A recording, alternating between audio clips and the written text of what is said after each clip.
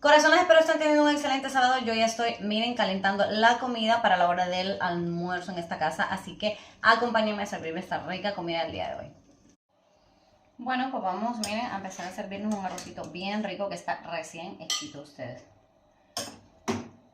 Recién cocinadito.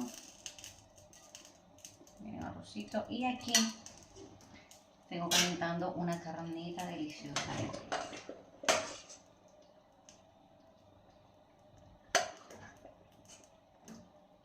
Miren, una carnita con papas. Una carnita en salsa. Miren qué rico. Esto es lo que vamos a comer hoy. Miren, una carnita con salsa y papas. Y un arrocito blanco.